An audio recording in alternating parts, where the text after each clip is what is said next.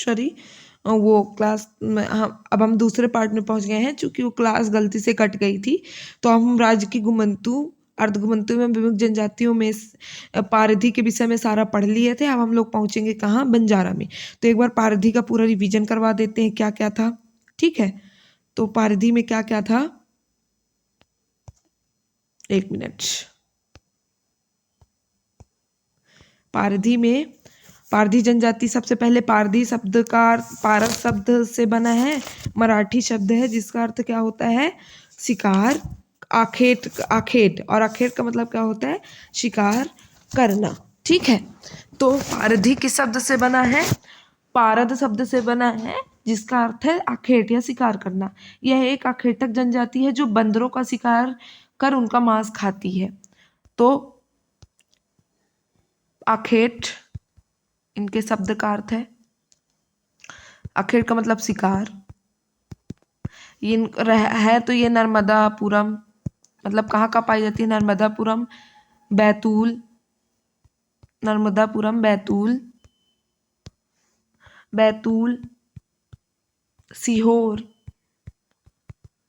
रायसेन और भोपाल, मध्य प्रदेश की राजधानी भोपाल पर प्रमुख रूप से शेर से सलाह लेंगी शिकार करने के लिए। सीहोर से राय लेंगी शेर से, तो रायसेन में सबसे ज्यादा जनसंख्या। क्लियर?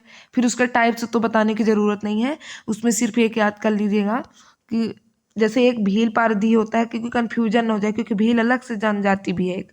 तो भील पारधी होती है जो बंदूक से शिकार करती है।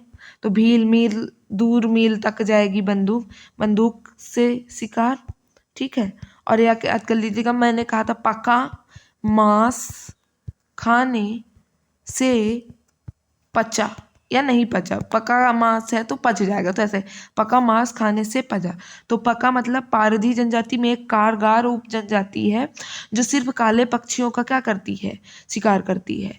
और फिर उसके बाद पचा, तो पारधी लोग चांदी देवी की पूजा करते हैं, इसीलिए महिलाएं क्या करती हैं? कमर के नीचे चांदी के आभूषण आभूषण नहीं पहनती उनके सम्मान में।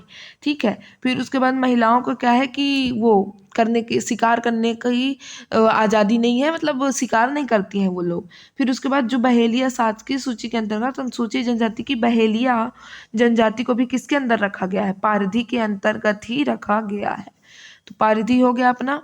अब उसके बाद हम बंजारा, तो बंजारा जनजाति कबीलाई पद्धति का प्रभाव आज भी है। कबीलाई पद्धति क्या होती है? कि कबीलाई पद्धति का मतलब ये है कि अपना पूरा सामान लेके कबीले के ग्रुप में, मतलब 20, 30, 40 लोग साथ में अपना खाने पीने की व्यवस्था, अपना पहले बैलगाड़ी का प्रयोग करते हैं। बैलगाड़ी में सब लाद के इधर उधर घूमते रहते हैं, अपना सामान बनाएंगे, सामान को बेचेंगे, कुछ दिन रुकेंगे, फिर कहीं और निकल जाएंगे। तो ये कौन सी पद्धति होती है? कबीलाई पद्धति। ठीक है, कबीला जिसको बोलते हैं, इतिहास में, हिस्ट्री में हम कबीला पढ़ते हैं, तो वही कबीला है, ग्रुप ऑफ पीपल। ठीक है, कि जो मतलब घूम रहा है, एक स्थायी जीवन नहीं जी रहा है, तो वही क्या है? कबीलाई पद्धति है। यह एक विमुक्त जनजाति है, किंतु प्रदेश के कुछ क्षेत्रों जैसे निमाड़, मालवा तथा मंडला, मंदसौर क्षेत्र आदि में यह स्थायी रूप से रहने वाली जनजाति है। बंजारा जनजाति का अभ्युदय मूलतः राजस्थान से माना जाता है। यह स्वयं को राजपूतों का वंशज मानते हैं। वैसे तो ये विमुक्त जनजाति है। विमुक्त मतलब क्या कि criminal act, tribes criminal act 1872 के अंतर्गत इनको क्रिमिनल ट्राइब्स माना गया था। लेकिन जब 1952 में हमारे देश की आज़ादी के पश्चात इस एक्ट को खत्म कर दिया गया, तो इसीलिए इनको मुक्त कर दिया गया, इसीलिए इनको विमुक्त जनजाति कहा जाता है। और बंजारा विमुक्त के साथ साथ घुमंतु तथा अर्धघुमंतु भी है। ठीक है, कि घूमने वाली जनजाति है, और अब कुछ कुछ जगहों में स्थायी रूप से भी निवास करती है। ठीक है, तो अब हम पढ़ेंगे उसके बारे में कि ये क्या कहते हैं, निमाड़, मालवा तथा मंडला, मंदसौर क्षेत्र में। ये एमपी का मैप, ये है ना, एक रफ सा मैप इधर साइड, बाकी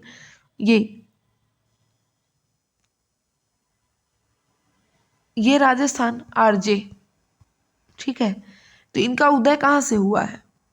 राजस्थान।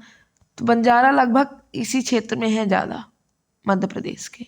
ठीक है, बंजारा कहाँ है? इसी क्षेत्र में है, निवाड़, मालवा, मंडला, मंदसौर क्षेत्र आदि में भी निवास करते हैं। और मंडला एक बार मैप में देखते हैं, ठीक है, समझते हैं कि कहाँ कहाँ ये है।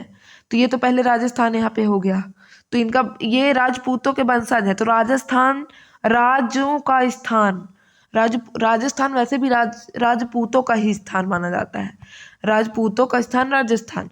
और जब ये राजपूतों का अपने आप को वंशज मानते हैं, राजपूतों को अपना वंशज मानते हैं, तो इनका प्रमुख क्षेत्र या इनका प्रारंभिक क्षेत्र कौन सा होगा? राजस्थान।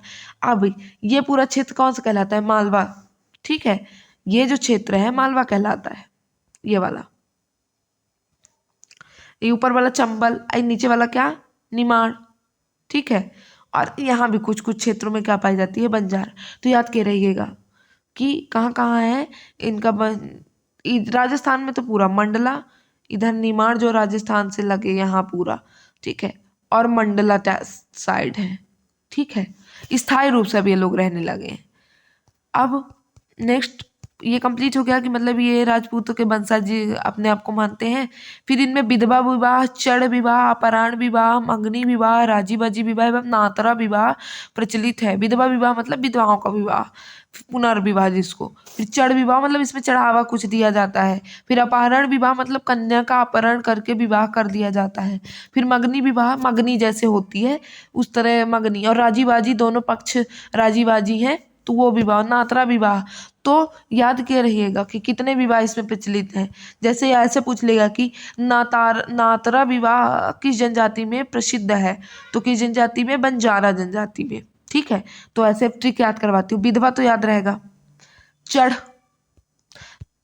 अपहरण, अभी ट्रिक बनाती हूँ। अपहरण, फिर उसके बाद एक मिनट, जगह ऐसे कर लेते हैं इसको, कितने विवाह होते हैं, अभी ट्रिक एकदम।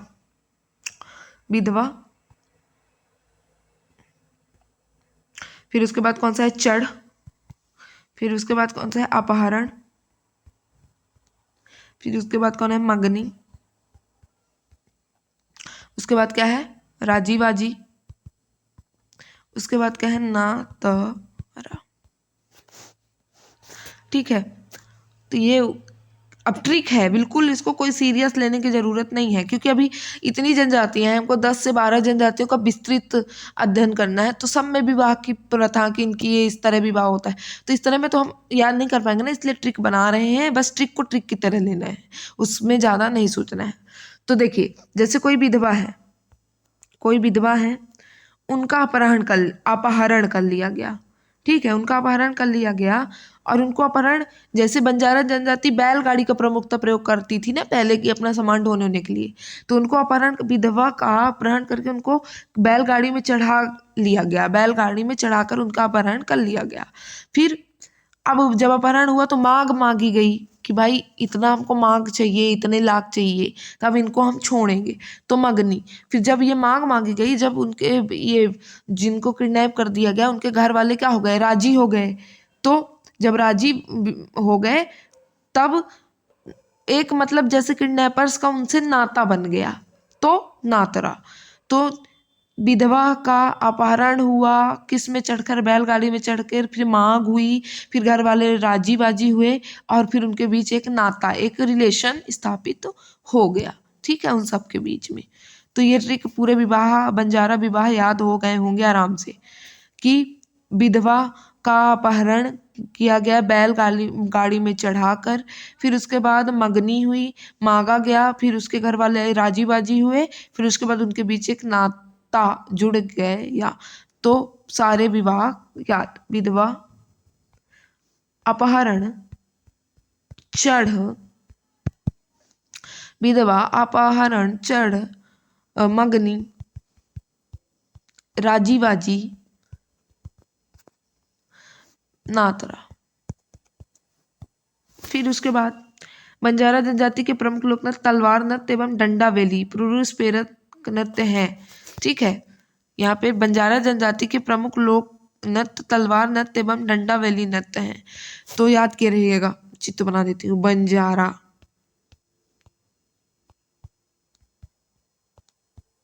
बंजारा, तलवार प्लस डंडा, डंडा वेली जो कि पुरुष करते हैं। तो बंजारा जनजाति के प्रमुख लोक नृत्य कौन कौन से है? तलवार, तो बंजारा में रहा आता है, तलवार में भी क्या आता है? रा, और तलवार के साथ साथ डंडा। तो ये दोनों नृत्य कौन सी जनजाति के हैं? बंजारा जनजाति के हैं। ठीक है। उसके बाद ये जो बंजारा लोग क्या करते थे कि राजपूताना के राजा महाराजाओं के राज दरबारों में शक्ति प्रदर्शन एवं कर्तव्यबाजी के रूप में करते थे। आज भी यही लोग कर्तव्य दिखाते हैं जगह जगह पर। ठीक है। मछली नृत्य बंजारा जनजाति का प्रमुख नृत्य है। यह धार्मिक नृत्य है। यह मध्य प्रदेश राजस्थान सीमा क्षेत्र में अधिक प्रचलित है। तो जो ये क्या कहते हैं बंजारा जनजाति है, तो मैंने समझाया राजस्थान में इनका वो माना जाता है। तो ये अधिकतर एमपी के इधर ही पाई जाएंगी। सॉरी, ये एमपी के राजस्थान बॉर्डर के साइड ही क्या होंगी, ये मतलब क्षेत्र में पाई जाएंगी।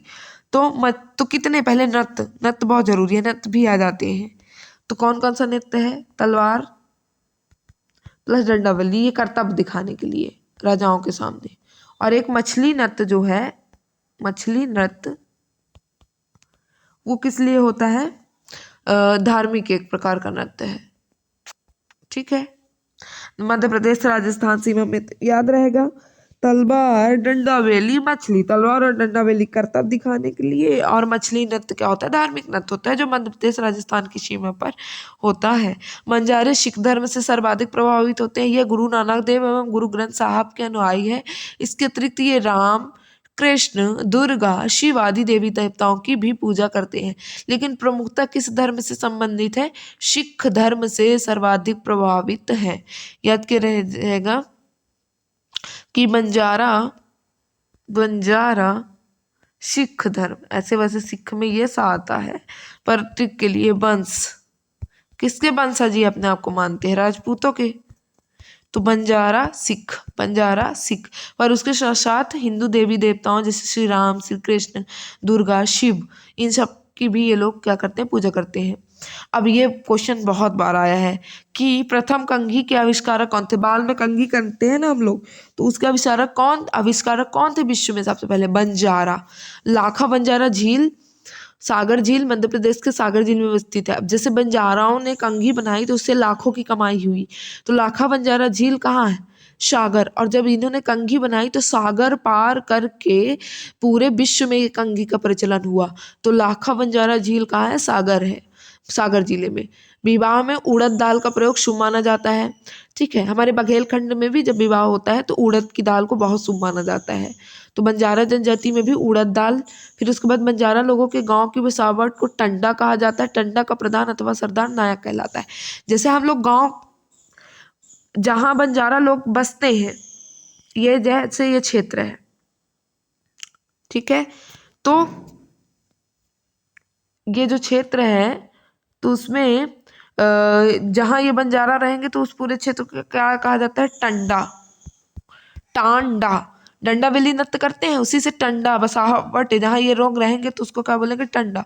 और वहाँ के मतलब हेड को क्या बोला जाएगा? प्रधान या सरदार को क्या बोला जाता है? नायक।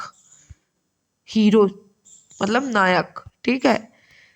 तो ये देखिए विवाह, यही से क्वेश्चन बनते ही हैं। जैसे प्रमुखता किस क्षेत्र में रहता है, यहाँ ये क्वेश्चन बनेगा कोई भी जनजाति। फिर उसके बाद उनके विवाह क्या है, उनका कल्चर क्या है, उनके रहने के स्थान को क्या बोला जाता है। जैसे पूछ लेगा कि बंजारा जनजाति के रहने बसावट के स्थान को क्या बोला जाता है, तो टंडा बोला जाता है।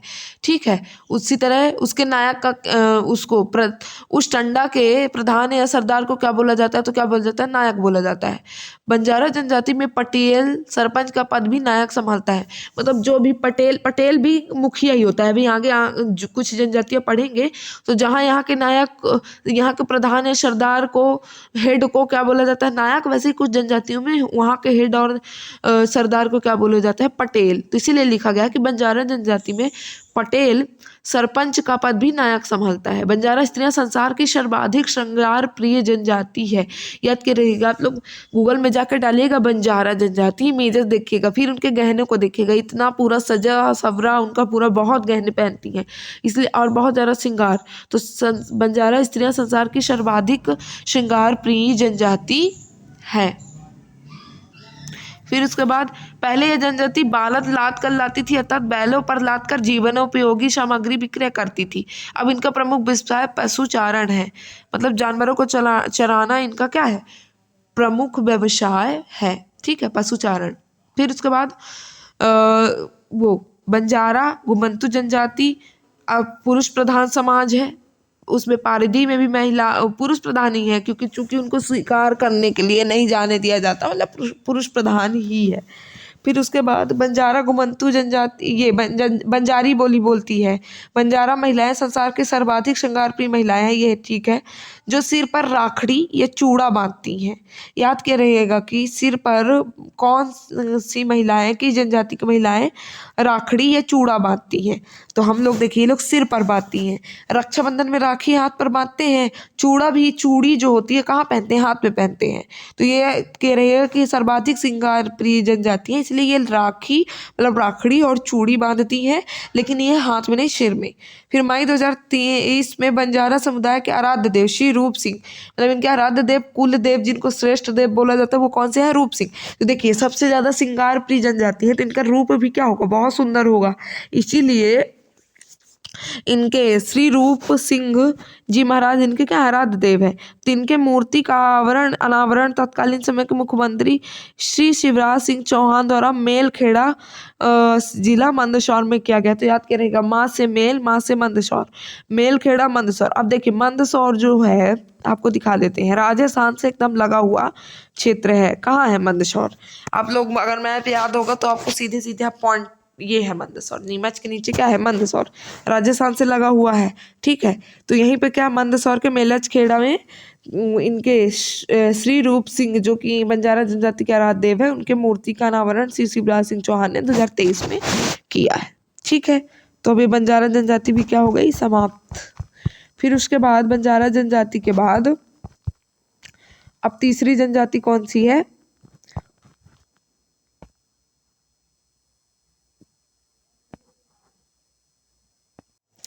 अब बंजारा जनजाति के बाद कौन सी जनजाति, बांछड़ा जनजाति है। विमुक्त जनजाति मुख्य रूप से दसपुर अंचल अर्थात अविभाजित मंदसौर जिले में निवासरत है। देखिए मंदसौर के ही मेलखेड़ा में बंजारा जनजाति के आराध्य देव रूप सिंह ये सबसे ज्यादा श्रृंगार प्रिय जनजाति, इसलिए इनका रूप अच्छा होता है। तो इनके आराध्य देव कौन से है, रूप सिंह है। तो उनकी मूर्ति का अनावरण कहाँ किया था, मेलखेड़ा मंदसौर। और याद कर लीजिएगा कि मंदसौर, कभी कभी क्वेश्चन पूछ लेते हैं कि मंदसौर का पुराना नाम क्या है, तो पुराना नाम उसका क्या है, दसपुर। याद कैसे, ट्रिक क्या है कि 10 किसके सिर थे, रावण के, और रावण की पत्नी का नाम क्या था, मंदोदरी। तो मंदसौर मंदोदरी और दसपुर रावण, तो मंदसौर दसपुर, मंदसौर दसपुर। फिर उसके बाद दक्षिण में रतलाम जिले के जावरा क्षेत्र की सीमा तथा पूर्व में झालावाड़ सीमा तक तथा पश्चिम में राजस्थान की सीमा तक डेरे स्थापित किए हुए हैं। तो डेरा नहीं पूछेगा, मुख्यतः रतलाम जिला पूछेगा। तो रतलाम जिला याद रहना चाहिए कि मतलब ये जिले के, ये भी इसमें ये भी नहीं कि रतलाम जिले में सर्वाधिक है, तो ये फैक्ट याद करने की जरूरत नहीं है। फिर मानसर बांछड़ा जनजाति मूलतः कंजर जाति से संबंधित है, किंतु कंजर से पृथक होकर इसने अपने अलग संस्कृति का विकास कर लिया है। अभी आगे कंजर जाति को पढ़ने का मिलेगा हम लोग को। तो ये है कि मूलतः ही कंजर ही थे, लेकिन क्या है कि अपना कल्चर इन्होंने अलग बना लिया और अलग कार्य करने लगे। फिर उसके बाद यह जनजाति जीवन यापन हेतु नट कार्य करती है। नट देखे होंगे आप लोग, वो रस्सी में बंधे रहते हैं, उसमें फिर चलते उलते हैं, तो वो एक प्रकार का नट कार्य है। तो ये कौन सी जनजाति है, सब करती है, बांछड़ा जनजाति। नटकार कौन करती है, बांछड़ा जनजाति।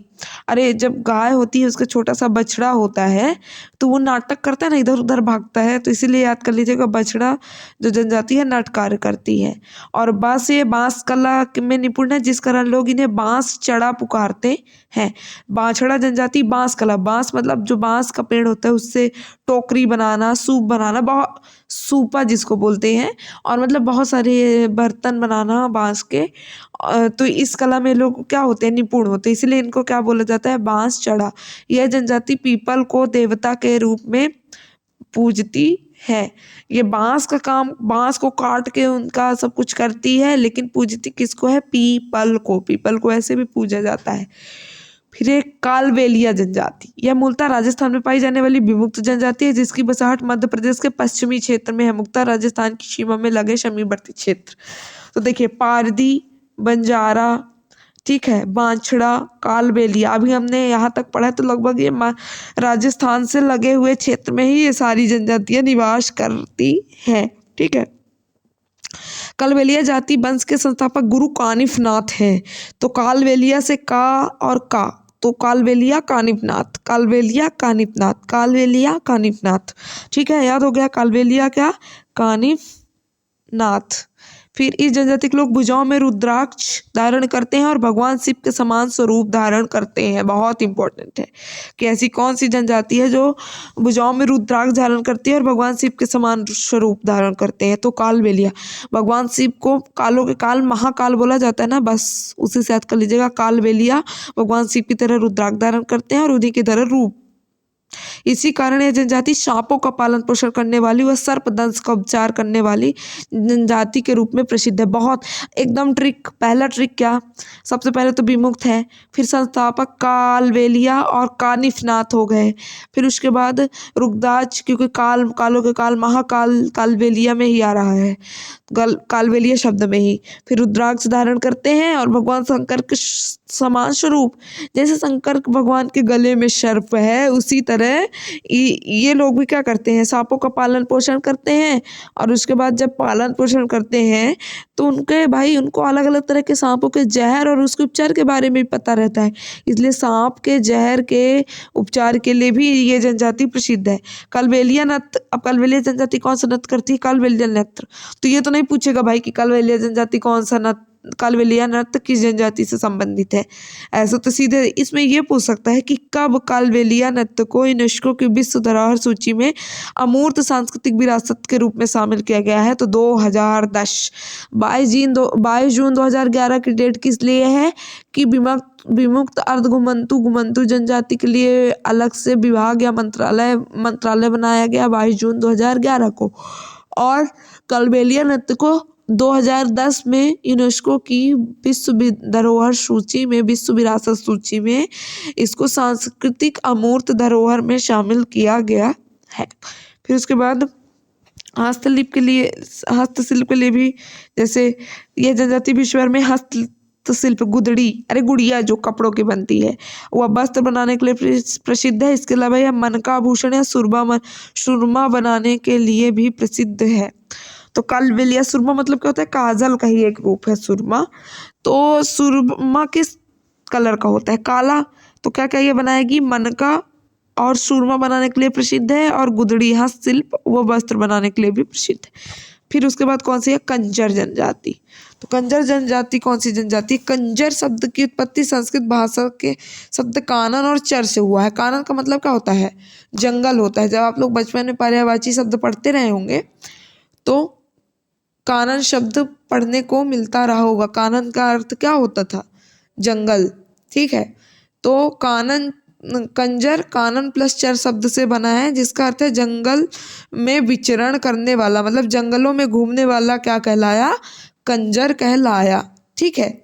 तो उसके बाद क्या है कि इस समुदाय के लोग स्वयं को दिव्य पूर्वज मान गुरु का वंशज मानते हैं। किसका वंशज मानते हैं, मान गुरु का। अब भाई ये लोग जंगल में घूमते हैं तो इनका क्या है, जब ये लोग जंगल में घूमते हैं,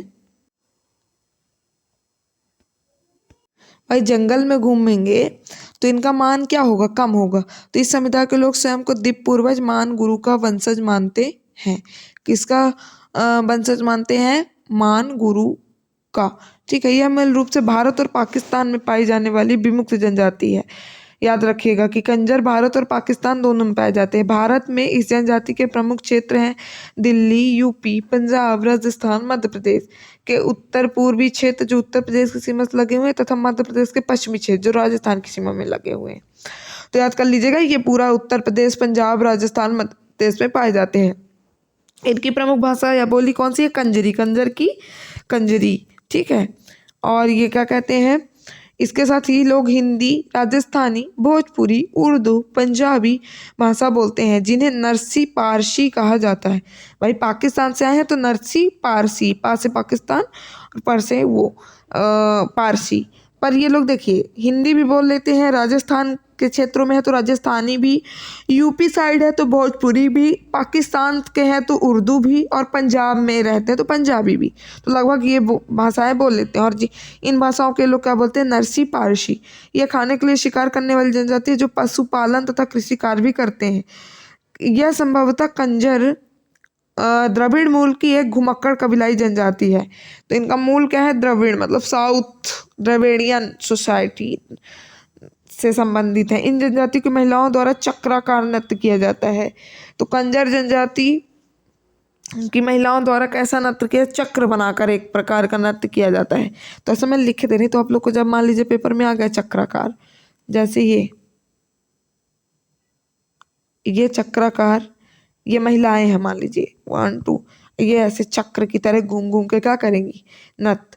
तो ये घूम घूम के नृत्य कौन कर रहा है, कंजर, कंजर जनजाति की महिलाएं, क्योंकि कानन जंगल में विचरण करने वाली जनजाति हैं। तो ये आपको ऐसे याद रहेगा कि ऐसे डायग्राम बना था, ठीक है। फिर उसके बाद हम अब कौन सी जनजाति, अब ये जनजाति हिंदू, सिख, इस्लाम धर्म को मानने वाली जनजाति है। अरे भैया देखिए, जब यहाँ ये पाकिस्तान में भी है तो पाकिस्तान में इस्लाम, पंजाब में भी है तो सिख और हिंदू, तो ठीक है। तो ये तीनों धर्म को मानने वाली है। इस जनजाति को गिहार भी कहा जाता है। भाई देखो जंगल में घूमती है तो मान लो इनकी महिलाएं अगर हार पहनेंगी तो क्या होगा, हार जंगल में गिर जाएगा। तो गिहार इनको भी, तो ये देखिए कनेक्ट करते रहिएगा कि गिहार मतलब हार जंगल में गिरेगा, जंगल में विचरण करने वाली जनजाति है, घूमने वाली जनजाति, कंजर जनजाति। तो इस तरह आप एक शब्द पकड़ेंगे तो आपको बार बार पूरा रिवीजन हो जाएगा ट्रिक के माध्यम से। फिर एक जनजाति कौन सी होती है, भराड़ी हरबोला, निमाड़ क्षेत्र की अर्धघुमक्कड़ जनजाति है। निमाड़ में गायन के लिए पहचाने जाते हैं। ये स्वयं को अहिर बताते हैं। प्रमुख वाद्य यंत्र इनका कौन कौन सा है, तंबूरा और श्रवण तुला भी होता है। इसे हरबोला स्वयं बनाते हैं, भिक्षावृत्ति भी करते हैं। आप लोग ने सुना होगा, बुंदेले हरबोलों के मुख हमने सुनी कहानी थी, खूब लड़ी मर्दानी वो तो झांसी वाली रानी थी। तो हरबोले यही जनजाति क्या करती थी कि निमाड़ में गायन के लिए ये गाते थे, हर चीज शौर का वर्णन करते थे। जैसे झांसी की रानी लक्ष्मीबाई जी का वर्णन इन्होंने किया। आल्हा खंड, आल्हा उदल का आप लोगों ने नाम सुना होगा, ठीक है। तो अभी जब मध्य प्रदेश की वंशावली पढ़ेंगे या मध्य प्रदेश के राजवंश पढ़ेंगे तो वहाँ आल्हा उदल का नाम, तो ये लोग आल्हा खंड भी गाते थे। तो इस तरह ये लोग मतलब याद, इसी से याद करिएगा, बुंदेले हर बोलो मतलब यही है जनजाति के मुख हमने सुनी कहानी थी, उनके मुख से हमने कहानी सुनी थी कि खूब लड़ी मर्दानी वो तो झांसी वाली रानी थी। तो याद करिए रहेगा कि गायन तो याद हो जाएगा इससे। अहिर बताते थे, अहिर लोग क्या होते हैं कि गायों को बहुत पालते हैं। अहिर जो होते हैं गाय दूध, मतलब दूध का व्यवसाय प्राचीन काल में होता है अहिरों के द्वारा किया जाता था। अब जब गाते हैं तो इनके पास भाई वाद्य यंत्र भी होता है, तंबूरा और कौन सा, श्रवण तुला। तंबूरा और श्रवण तुला, श्रवण मतलब सुनना, तो जब गाएंगे तो सुनेंगे, तो श्रवण तुला उससे याद कर लीजिए। और तंबूरा तो खुद ही लग रहा है कि कोई बजाने वाला यंत्र है। फिर ये लोग भिक्षावृत्ति भी करते थे, भिक्षा मांगते थे। रियासत काल में हरबोले नगरों में आकर बच्चों व ऊंचे स्थानों पर चढ़कर आला खंड का पाठ करते थे, वीर गायन करते थे। वही बता चुकी कि रियासत काल में हरबोले जो थे, ये भराड़ी हरबोले जो थे कि नगर में आते थे। भाई ये तो जनजाति है, ज्यादातर जंगल में रहती थी, पर ये लोग नगर के बाहर या नगर के आसपास के पेड़ों में चढ़कर आला खंड गाया करते थे।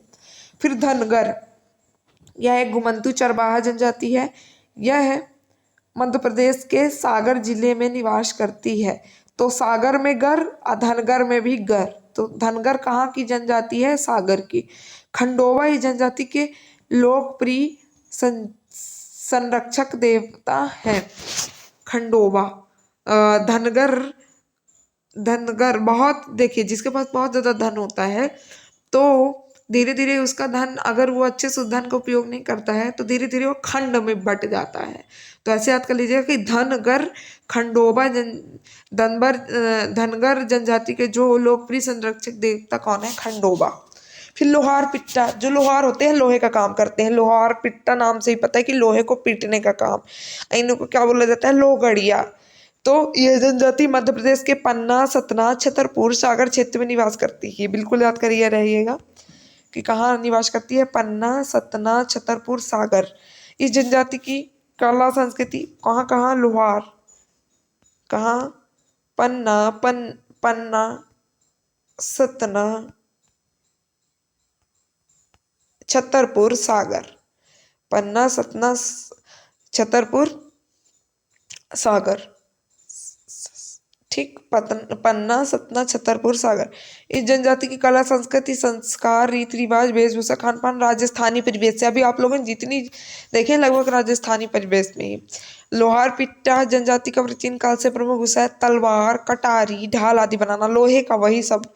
ठीक है। लोहार पिट्टा बघेलखंड में लोहगड़िया नाम से जाने जाते हैं। लिखा तो है लोहार पिट्टा ब्रैकेट में लोहगड़िया। तो किस क्षेत्र में ये लोग, बघेलखंड में, हमारे क्षेत्र में, हम बघेलखंड क्षेत्र के हैं, तो हमारे क्षेत्र में इनको क्या बोला जाता है, लोहगड़िया। फिर लोहगड़िया समुदाय मूलतः राजस्थान के मेवात क्षेत्र से संबंधित है। किस क्षेत्र से संबंधित है, राजस्थान के मेवात क्षेत्र से, राजस्थान के मेवात क्षेत्र से। तो ऐसे याद कर लीजिए, कहीं पूछ ही न ले कि राजस्थान, राजस्थान तो सब में आता है, कहीं क्षेत्र ना पूछ ले कि किस क्षेत्र में, तो ऐसे याद कर लीजिएगा कि राजस्थान के मेवात,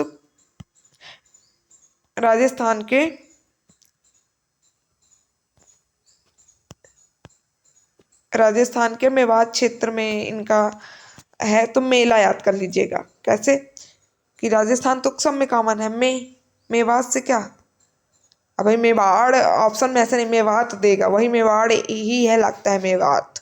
तो मेवाड़ क्षेत्र, मेवात क्षेत्र, तो और लो है तो मेला से याद कर लीजिएगा कि मेवाड़ क्षेत्र में लोहगड़िया।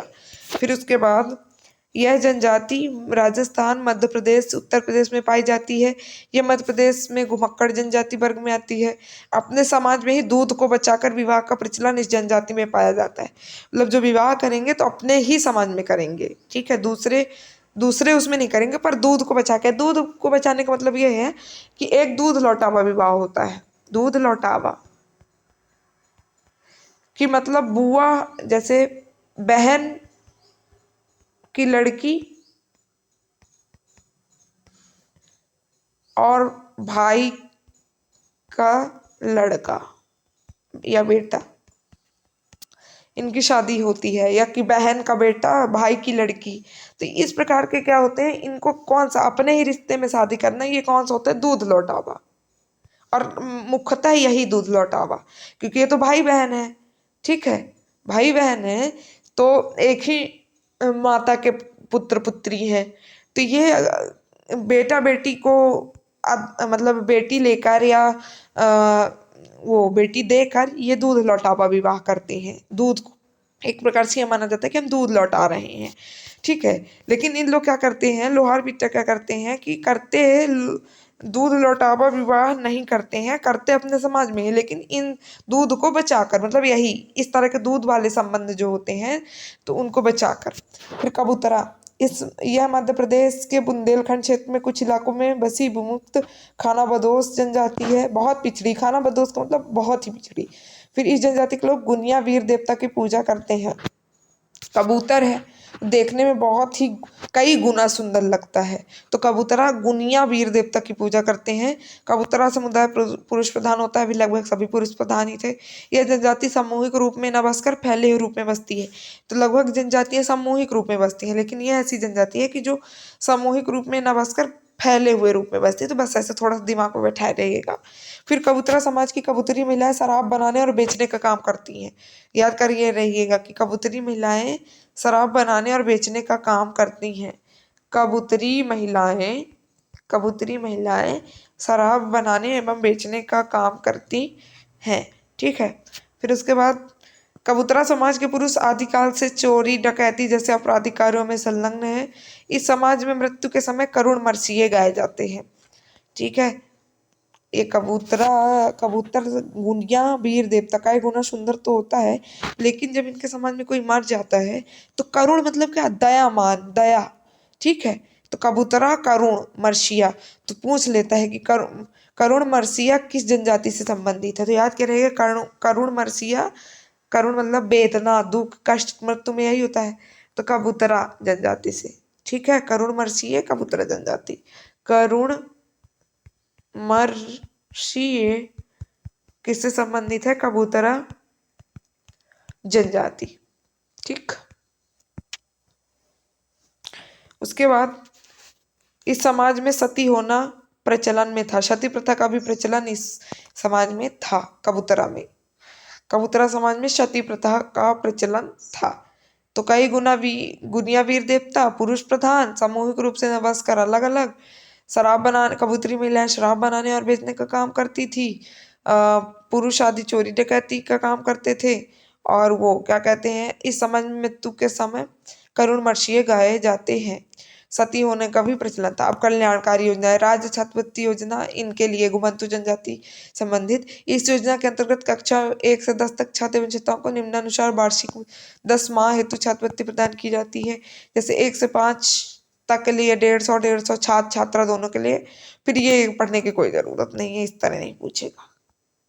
फिर उसके बाद समेकित छात्रवृत्ति योजना का छात्रवृत्ति का वितरण लोक शिक्षा संचालनालय के माध्यम से किया जाता है। तो ये इसके द्वारा पैसे बांटे जाते हैं जो भी छात्रवृत्ति होती है। ठीक है, फिर उसके बाद योजना अंतर्गत कक्षा 11वीं से लेकर महाविद्यालयीन कक्षाओं के पोस्ट मैट्रिक छात्रवृत्ति योजना के लिए कि चिकित्सा, इंजीनियरिंग तथा विज्ञान समूह, आयुर्वेद, यूनानी, होम्योपैथिक, कृषि, वाणिज्य इत्यादि समूह के विभिन्न पाठ्यक्रमों के लिए 2.5 लाख की आय सीमा वाले परिवार के विद्यार्थियों को निर्धारित पूर्ण निवास भत्ता एवं शासकीय संस्थानों में निर्धारित शिक्षण शुल्क, परीक्षा शुल्क सहित अनिवार्य शुल्क का भुगतान किया जाता है। ठीक है, पोस्ट मैट्रिक शिक्षक इनके लिए भी चलाई गई है। फिर कन्याता साक्षरता प्रोत्साहन योजना कक्षा 11वीं के लिए कि घुमंती एवं अर्धघुमंती जनजाति की बालिकाओं को शिक्षा हेतु प्रोत्साहित करने के लिए कन्या साक्षरता प्रोत्साहन योजना। प्रथम बार कक्षा 11वीं में प्रवेश लेने पर 3,000 रुपए। समेकित छात्रवृत्ति योजना के अंतर्गत छात्रवृत्ति का वितरण लोक शिक्षक संचालनालय के माध्यम से किया जाता है। फिर सिविल सेवा प्रोत्साहन योजना के अंतर्गत इन जनजातियों के बच्चों को कि अगर वो मध्य प्रदेश लोक सेवा आयोग एमपीपीएससी के प्रीलिम्स एग्जाम निकालते तो 20,000, अगर यूपीएससी की प्रीलिम्स एग्जाम निकालते तो 40,000। फिर मेंस एग्जाम अगर निकालते हैं तो 30,000 एमपीपीएससी का, और यूपीएससी का अगर निकालते हैं तो 60,000। और साक्षात्कार में अगर उत्तीर्ण हो जाते हैं तो मध्य प्रदेश में 25,000 और संघ लोक सेवा आयोग में 50,000। फिर सैनिक स्कूल पब्लिक स्कूल में शिक्षण शुल्क प्रतिपूर्ति योजना। सैनिक स्कूल निजी संस्था में प्रवेश लेने पर इन लोगों को विद्यार्थियों के लिए शिक्षण शुल्क की प्रतिपूर्ति की योजना संचालित है। फिर मुख्यमंत्री आवास भाड़ा योजना। दूरस्थ स्थान में विमुक्त घुमंतु एवं घुमंतु जनजाति के विद्यार्थी जो पोस्ट मैट्रिक स्तर की पढ़ाई होती दूसरे शहरों में वास लेकर रहते हैं, उन्हें आवास भाड़ा, जैसे रूम लेकर रहना, जैसे बहुत सारे एमपीपीएससी के लोग इंदौर में रहते हैं, रूम लेते हैं, हॉस्टल लेते हैं, तो इसी तरह तो यही योजना मुख्यमंत्री आवास भाड़ा योजना चालू की गई है ताकि उनको लगातार अध्ययन में व्यवधान न हो। विमुक्त जाति छात्रावास योजना। विमुक्त घुमंतु अर्ध घुमंतु जनजाति के दूरस्थ स्थान में अध्ययन हेतु आने वाले विद्यार्थी को आवासीय सुविधा उपलब्ध कराई जाती है, जिसमें 6,550 सीट स्वीकृत है। योजना अंतर्गत बालकों हेतु 1,090 एवं बालकों हेतु 1,130 शिष्यवृत्ति प्रतिमाह 10 माह हेतु से प्रदान की जाती है। फिर आर्थिक विकास योजना। मुख्यमंत्री स्वरोजगार योजना की विमुक्त इन लोगों के लिए आर्थिक विकास को दृष्टिगत रखते हुए स्वयं का रोजगार स्थापित करने के लिए मार्जिन मनी सहायता परियोजना लागत की 30% अधिकतम राशि रुपए 3,05,5% ब्याज अनुदान, महिला को 6%, अधिकतम 7 वर्ष तथा राशि रुपए 25,000 प्रति वर्ष की सीमा प्रदान की जाती है। ठीक है, तो कितनी, सिर्फ राशि याद किए रहिएगा कि कितनी प्रदान की जाती है, तो 25,000 रुपए। फिर आर्थिक कल्याण योजना के तहत कम लागत के उपकरण कार्यशील पूंजी उपलब्ध कराने हेतु मार्जिन मनी सहायता 15,000 रुपए। तो मतलब कुछ सामान खरीदने के लिए, जो कि उपकरण खरीदने के लिए, जैसे खेती होती में कुछ उपकरण लगते हैं या किसी उपकरण को खरीदने के लिए ये योजना चालू की गई है। फिर विमुक्त जनजाति बस्ती विकास योजना। विमुक्त घुमंतु अर्धघुमंतु बहुल बस्तियों, ग्राम, वार्ड, मोहल्ले, मजरे, टोलों, डेरों में अधोसंरचना का विकास हेतु योजनाएं संचालित की जा रही हैं। ठीक है, जिसमें रोड, नाली, सार्वजनिक शौचालय व्यवस्था, ये सब। फिर विमुक्त जाति बस्तियों में विद्युतीकरण योजना कि विमुक्त घुमंतु एवं अर्धघुमंतु जनजाति के लोगों की बस्तियों में जहाँ 100 लोगों से कम की आबादी है एवं विद्युत व्यवस्था नहीं है, वहाँ विद्युत आपूर्ति की मूलभूत सुविधा उपलब्ध कराने, तो विद्युत लाइन विस्तार, ट्रांसफर लगाना, खंभे लगाना इत्यादि कार्य एवं योजना अंतर्गत किया जाता है। ये सब मेंस के लिए बहुत इंपॉर्टेंट है। तो मैं बोली ना कि बाकी बुकें जो बनी है तो उससे सिर्फ प्रीलिम्स कंप्लीट होता है, और ये जो बुक बनी है इनसे मेंस प्लस प्री दोनों चीज़ें इससे कंप्लीट हो जाती है। इसलिए अगर आप एक बुक पढ़ लेंगे तो मेंस की भी यूनिट लगभग कंप्लीट हो जाएगी। ठीक, फिर उसके बाद सामाजिक न्याय एवं अधिकारिता मंत्रालय रिपोर्ट के अनुसार वर्ष 2011 में घुमक्कड़ एवं अर्ध घुमक्कड़ जातियों के युवाओं के कौशल विकास हेतु 50 करोड़ रुपए ग्रांट भारत सरकार द्वारा दी गई। कितने करोड़? 50 करोड़ रुपए। कब दी गई है? 2021 में। फिर मध्य प्रदेश राज्य विमुक्त घुमंतु एवं अर्ध घुमंतु जाति अभिकरण, टोटल कितनी है? 51। ठीक है, याद रखे रहिएगा 51 में 30 और 21, तो 21 कौन सी है? विमुक्त, क्योंकि हम 21 के जब हो जाते हैं थोड़ा हमको परिवार से मुक्ति मिल जाती है, मुक्ति इन द सेंस थोड़ा फ्रीडम मिल जाती है अपने डिसीजन लेने के लिए। फिर 30 में हमको हर जगह घूम लेना चाहिए, तो 30 कितनी घुमंतु और अर्ध घुमंतु है। ठीक है, एक अभिकरण ट्रिब्यूनल बनाया गया है इनके लिए। ठीक है, ट्रिब्यूनल्स तो कब बनाया गया? 1996 में। मंत्रालय कब बनाया गया? 1999 में, 1999 में। ठीक है, और 22 जून, नहीं सॉरी गलती हो गई, 1999 में एक आयोग बनाया गया था रिपोर्ट के लिए, समिति बनाई गई थी, वही भिक्खू जी राम जी इदाते आयोग। ठीक है, 1999 में। फिर 22 जून 2011 में मंत्रालय बनाया गया, और उसके बाद अब क्या 1996 में ट्रिब्यूनल बनाया गया था, जिसमें एक अध्यक्ष, 6 शासकीय एवं 5 अशासकीय सदस्य। तो 1+6+5, 1+6+5, 1, तो 1 मतलब अध्यक्ष, 6 शासकीय और 5 अशासकीय। 1+6+1+6+ सॉरी 5। ठीक है, फिर उसके बाद इतने लोग, और ये संचालक अनुसूचित जनजाति विभाग, घुमंतु एवं अर्धघुमंती जनजाति विकास उपकरण के पदेन सदस्य सचिव हैं। तो किस विभाग से होते हैं? तो अनुसूचित जनजाति विभाग से। फिर उनका उद्देश्य क्या है? समस्याओं का पता लगाना, फिर उनके विकास के विभिन्न क्षेत्रों में विनियोजन का उत्पादन के लिए जातियों उसके परामर्श से योजनाएं तैयार करना, ताकि उनकी आर्थिक तथा सामाजिक उन्नति हो सके। इन योजनाओं को या तो प्रत्यक्ष रूप से समुचित उपकरणों के माध्यम से निष्पादित करना। अब ये हैं ऑब्जेक्टिव, इनको आप लोग सॉल्व करिएगा, देखिएगा कितने सही हुए कितने गलत हुए, और क्या ट्रिक सॉल्व करते हुए ट्रिकें याद आ रही हैं कि नहीं। और ट्रिक सुन के भूल मत जाइए, ट्रिक को बार बार पढ़ते रहिए, बोलते रहिए। जैसे एक सीधे सीधे जीवन यापन हेतु नटकार करने वाली जनजाति है बंछड़ जनजाति, सीधे इसका आंसर। क्योंकि मैंने बताया था कि जो गाय के बछड़े होते हैं वो हमेशा नौटंकी करते हैं, छोटे छोटे होते भागते हैं इधर उधर, तो नटकार बाछड़ जनजाति। ठीक है, मान गुरु जो कि जंगल में भागेगा घूमेगा तो उसका मान क्या होगा? कम होगा, तो कंजर। देखिए, नारसी पारसी, तो नारसी पारसी कौन सी जनजाति होगी? तो कंजर जनजाति। ठीक है, कंजर जनजाति, क्योंकि पाकिस्तान में भी रहती है, पास है पाकिस्तान। और तो इस तरह पूरे ट्रिक से आप क्वेश्चन सॉल्व कर सकते हैं, आंसर भी दिया हुआ है। तो बहुत बहुत थैंक यू। और बीच बीच में थोड़ी बहुत गलतियाँ हो जाती हैं, आई होप आप लोग उस चीज़ को माइंड नहीं करेंगे, बस ट्रिक से याद करने की कोशिश करेंगे। और मैं होप करती हूँ कि 16 फरवरी में आपके जनजाति के सारे क्वेश्चन सही हों। Thank you, thank you, thank you. जय हिंद, जय हिंद, जय हिंद। ढेर सारा प्यार आप लोगों के लिए।